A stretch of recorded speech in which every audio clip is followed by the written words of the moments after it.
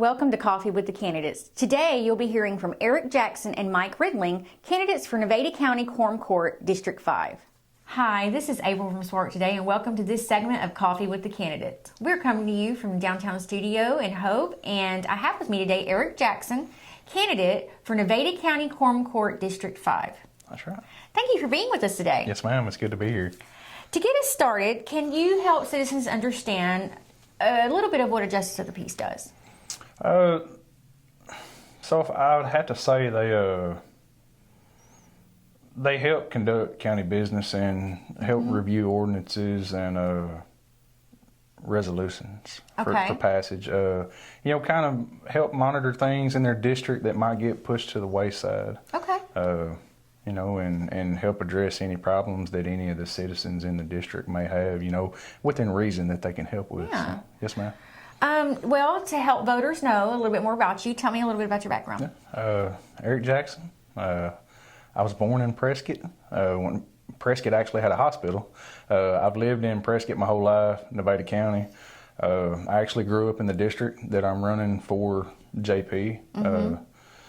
I've been there my whole life. I've been a lineman for going on 17 years now. Supervisor for the company that I work in.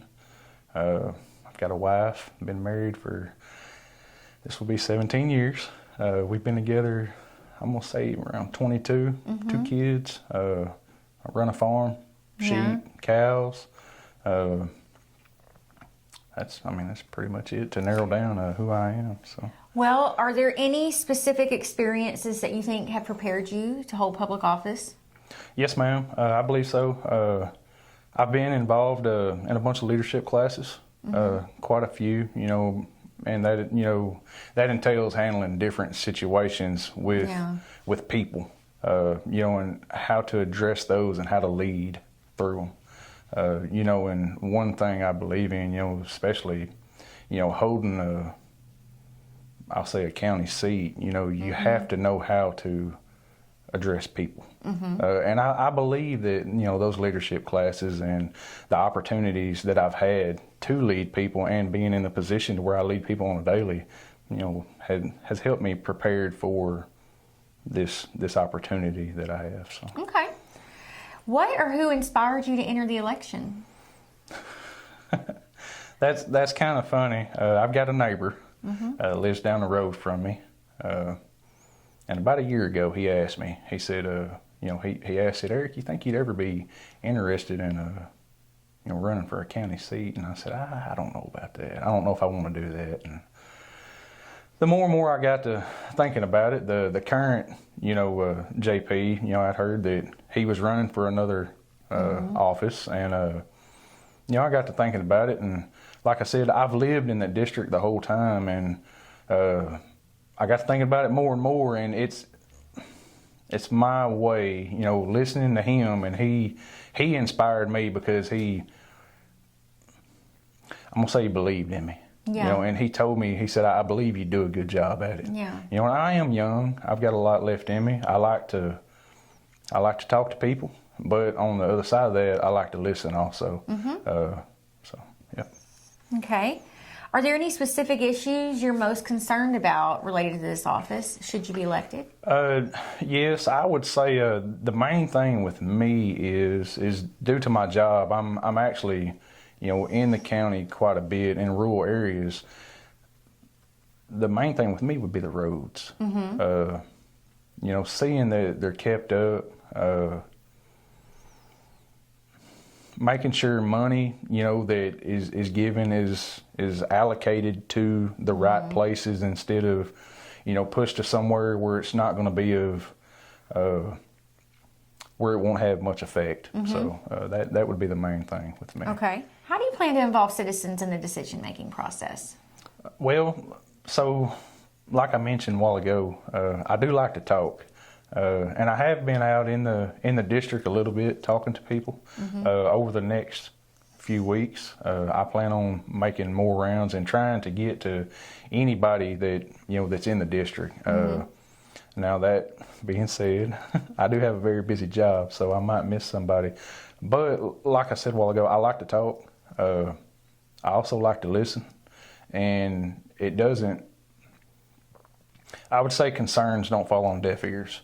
Okay. You know, part of listening is actually having action and following through with those concerns within reason if they can be addressed, you know. So, Okay. yes, ma'am.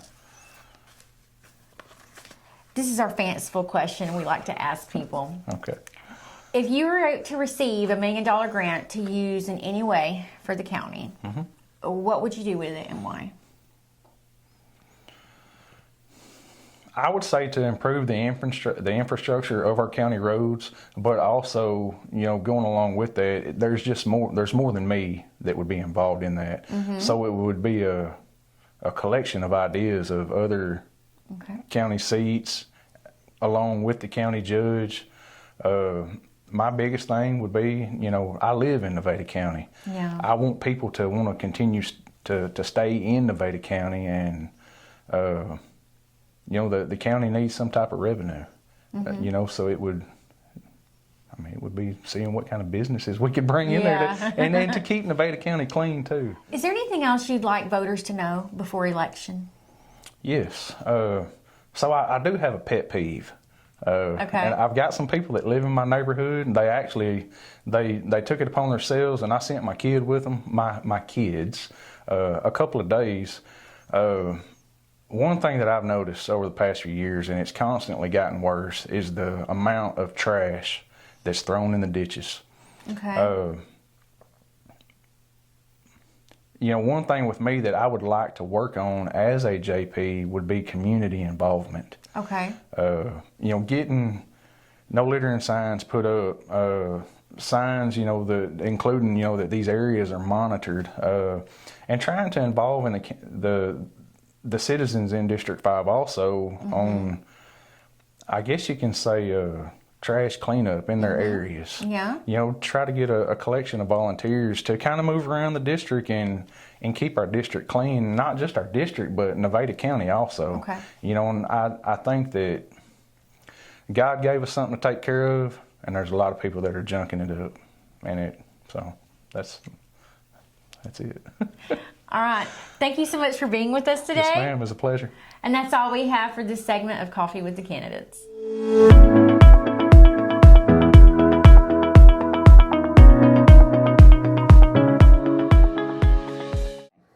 Hi, I'm April from Swart Today, and welcome to this segment of Coffee with the Candidates. We're coming to you from our Swart Today studios in downtown Hope, and I have with me this morning Mike Ridling, candidate for Nevada County Justice of the Peace. Thank you for being with us today. Thank you for having me.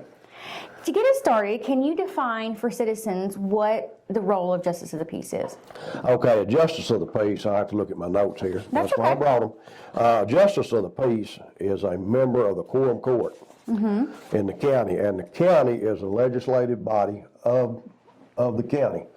Your Quorum Court members are called Justice of the Peace. They're elected to a 2-year term, where most of your county offices now are 4-year. Okay. You'll have 9, 11, 13, or 15 JPs, and that is determined by the number of people in the county. And they will, and the county judge presides over the Quorum Court, and the job of the Quorum Court members is to go over budgets, they can pass laws, and ordinances. I should say ordinances instead of laws, but they can pass as long as it's pertaining to the county. And then they go over the budgets and approve statutes and things like that, and pertain any business that's pertaining to the county. Okay. Well, thank you. Can you give me a little bit about your background? Okay, as you said, I'm Mike Ridling, and I am running for District 5, Justice of the Peace, Nevada County, subject to the Democratic primary May the 24th. And what I would have done is I moved here when I wasn't born here. My dad was, and he came back in 1964. And I was 15 years old. But to me, Nevada County's home. Yeah. And has been and will be as long as the good Lord lets me live. So that's a little background. I married Marcia Jo Cornelius. We were blessed with 3 wonderful boys. Neil's my oldest son. A lot of people, I say that because a lot of people know Neil. Oh, Yes, and my second son was Stuart, and my third son, youngest son, was Dan. Unfortunately, we lost him in 1995 sorry. in an auto accident. I'm sorry. But I'm proud of my boys, so I had to mention them. Good. Well, can you let me know what experiences do you think have prepared you for public office? I have a story. I've got a story there. Okay. I like stories. There you go. That gives you some background. After high school, I did go to do some mechanic school. Did not finish the course, but I did go. That's helped prepare me. After I got married, I worked around a couple of places. I actually worked offshore in the oil field for a little while. That's my dad came. That's where he came back from the oil field back here to come home. And then there was an opportunity for a welder at the sawmill, and I applied for that. I was able to get the job because, and I'm going to go through this because we'll come back to some of this later on. Because in high school, I was able to learn the basics of welding in agri. And then they had a couple of night classes where I was able to learn more about welding that were taught at the time by Mr. Neil Meeks. And so I had learned enough that I was able to get this job at the sawmill and as a welder.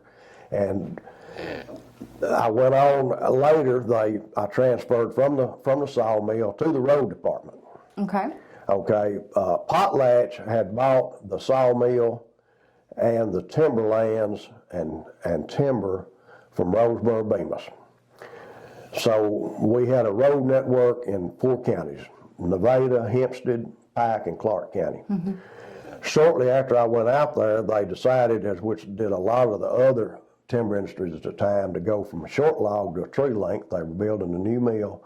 So we were tasked with the job of not only improving the old roads, but to build new roads that could accommodate the longer vehicles and the increased traffic, because with the new mill was going to be more logs going to the mill. Not only were these roads used for this, they were also vital for fire protection in a large area. So I did that, and then wound up eventually in the site prep part of it after the road program wound down, and was able to go back in the site prep part, in the land clearing and the reforestation part, back to my knowledge in welding and equipment repair. Came in very handy there. So that gives me a background, I think, for a job as a JP in the county, because the road and bridge and solid waste are big parts of the county expense. And I think this experience will be beneficial to the county. I see what you mean. Thank you. So what or who inspired you to enter this election? Well, actually, back during this time that I worked for the road crew, I had an uncle that was elected county judge. Oh, okay. Okay, and then I also had a father-in-law, Mr. Lewis Cornelius. He was actually the JP for several years in this district where I'm running for JP. And then I had a good friend from the later on when I was in trucking and stuff, that was elected JP, and it was during this time while he was JP, I actually went back and worked for the county a couple of times. Okay. Run a grader for him and did different things for him. And that added to my background too. Yeah. And I had other acquaintances and friends that had various offices, held various offices and jobs with the county, judge, different jobs there at the courthouse, different positions and everything. But I guess those 3 people probably were the biggest influence on me deciding that I would someday like to serve in some capacity in the county. I see. Okay. Are you have any issues that you're most concerned about related to this office? I do, and I'll go back on some of these concerns. These are concerns. And that I've talked to people about, and some of the things that their concerns are the same concerns I have. Okay. And some of them are maybe concerns I didn't have, but I think that's going to be part of the job. Even if it's not a concern I have, if it's a concern one of the citizens have, then it needs to be checked into. Yes. Some of the concerns are one of the biggest ones I hear is road condition, road maintenance. Okay. And also along those lines, equipment utilization. Okay. Are we getting the most benefit? Are we utilizing our equipment well? And accountability for the expenses. Are we really being, are the different offices, the different places being held accountable for the expenses that they have? Okay. Some of the other concerns that you'll hear over there, particularly in Nevada County, are medical needs. Okay. We're a rural county, and we're not doing real well as far as medical facilities anymore. We have one clinic, one drugstore, and 2 family practitioners, and neither one of them are spraying chickens. And I don't mind me saying that. Yeah. But law enforcement is a concern that's come up. And I'm not pointing fingers at anybody, past or present, on this. This is just concerns that people have brought up. Another thing, and this is one of mine I'd like to see addressed, is funding for these rural fire departments. Okay. Where I think they're very beneficial, and also education. Okay. Well, my question was going to be, how do you plan to involve citizens in your decision making? But it sounds like you're already talking to citizens. I think to involve citizens in this, one thing we can do is social media. I think Southwest Arkansas Today and HopePrescott.com, such things as that.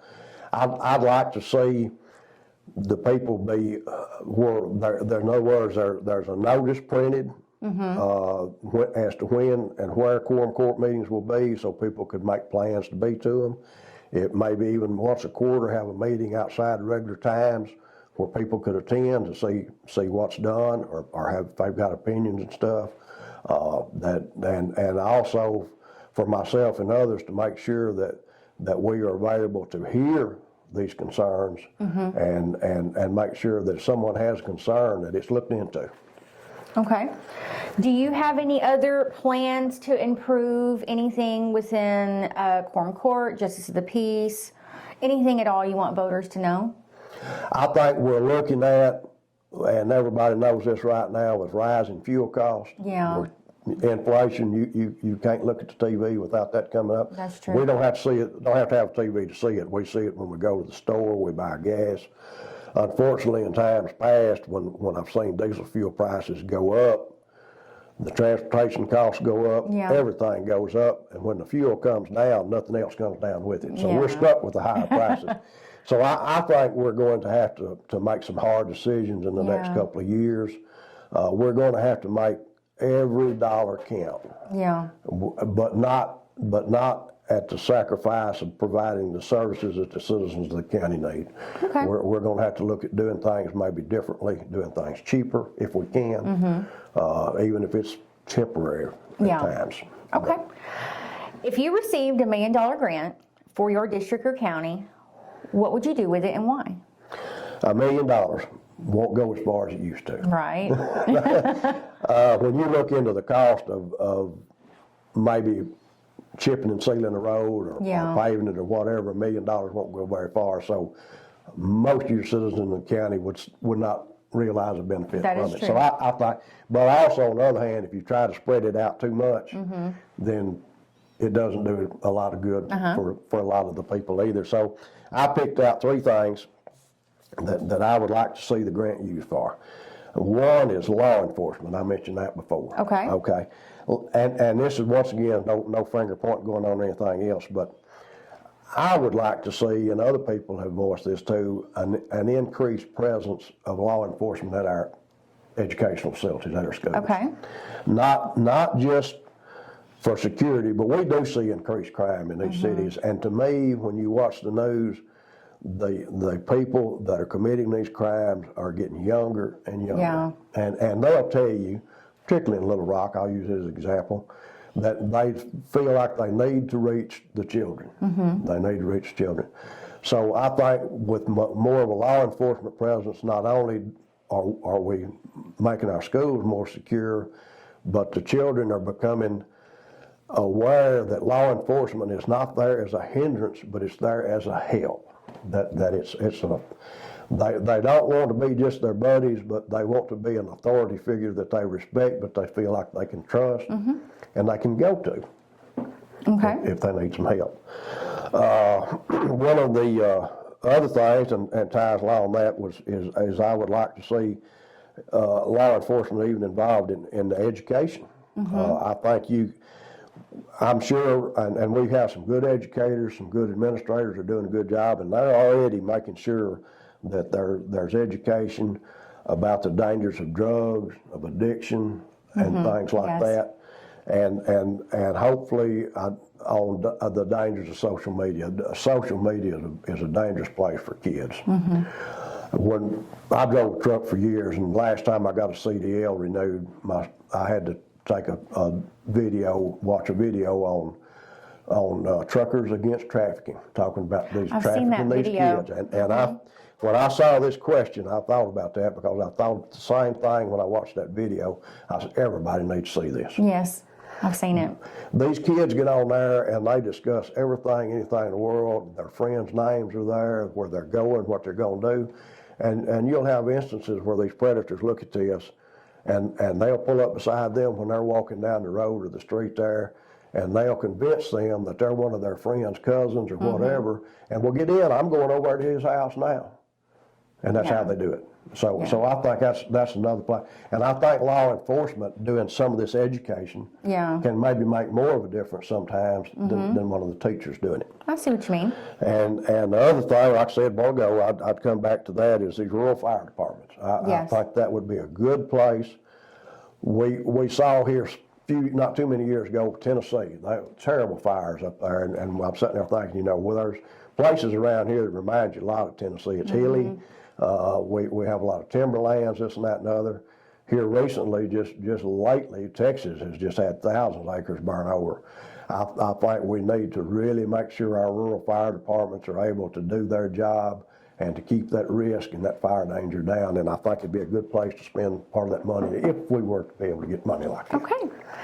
Well, is there anything else you want voters to know before the election? I would like them to know that I would like to have this job because I feel like I have some experience, like I've talked about, that would be of a benefit. I'm not pointing fingers once again at anybody, past or present, as to the job they've done, the operators on the equipment, the officials or whatever. But a lot of times it takes someone else seeing you do something to point out a way that you can do it better. And I think there may be some ways we can do better. Nevada County is a very rural county, and I say that because Prescott being the main municipality there, we don't have any other big population centers. So when people leave, whether they're going to work, to church, shopping, for medical needs or whatever, most of the people over there are going to start out on a gravel road. So that's why I keep going back to my experience with the roads there. Yes. We need to have roads not only that are all-weather roads, that we get in there, if there's something happens, weather's going to happen. That we get these roads repaired back in good shape, not only so the people can get out to take care of their needs, but if they have needs, ambulance, law enforcement, or whatever can get to the citizens too. So that is kind of my priority, is that we look at our road system over there and do everything we can as far as improving it, and also we look at our expenses and we do everything we can to make sure we get the most value for each taxpayer dollar that's spent. Well, thank you so much for joining us this morning. Well, once again, I thank you very much for having me and giving me this opportunity. All right. That's all we have for this segment of Coffee with the Candidates.